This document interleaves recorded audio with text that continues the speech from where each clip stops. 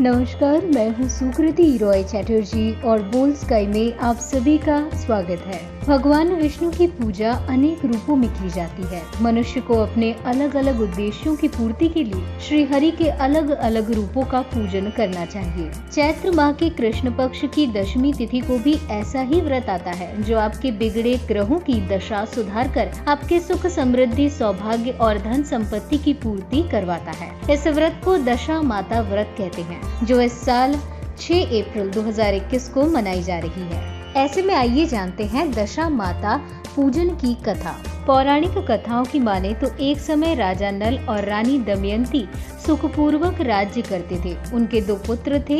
एक दिन की बात है, एक ब्राह्मणी राजमहल में आई और रानी से कहा कि दशा माता का डोरा ले लो। दासी बोली, हाँ महारानी जी, आज के दिन सभी सुहागिन महिलाएं दशा माता की पूजा और व्रत करती हैं और इस डोरे को गले में बांधती हैं, जिससे घर में सुख समृद्धि बनी रहे। रानी ने वो डोरा ले लिया और विधि अनुसार पूजा करके गले में बांध लिया। कुछ दिनों बाद राजा नल ने दमयंती के गले में डोरा बांधा देखा तो पूछा कि इतने आभूषण होने के बाद भी तुमने ये डोरा क्यों बांध रखा है? और ये कहते हुए राजा ने डोरा गले से खींचकर फेंक दिया। रानी ने डोरा उठाते हुए कहा कि ये दशा माता का डोरा है, आपने उनका अपमान करके अच्छा नहीं किया। रात्रि में राजा के स्वप्न में दशा माता एक बुढ़िया के रूप में आई और राजा से कहा, तेरी अच्छी दशा जा रही है और बुरी दशा आ रही है, तूने मेरा अपमान किया।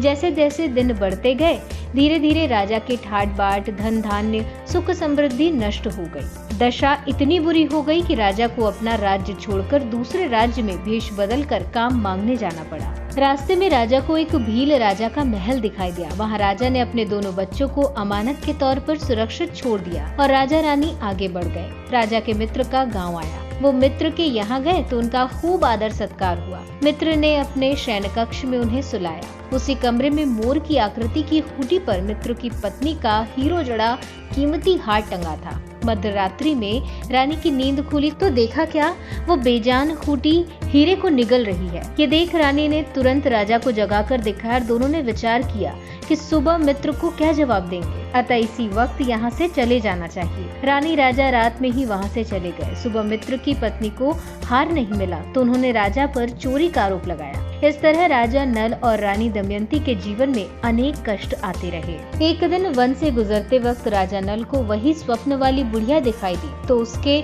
चरणों में गिरकर क्षमा मांगने लगे और बोले, माई मुझसे भूल हुई, क्षमा करो, मैं पत्नी सहित दशा माता का पूजन करूंगा। बुढ़िया ने उसे क्षमा करते हुए दशा माता का पूजन करने की विधि बताई। चैत्र माह के कृष्ण पक्ष की दशमी तिथि आने पर राजा रानी ने अपने सामर्थ्य अनुसार दशा माता का पूजन किया और दशा माता का डोरा गले में बांधा।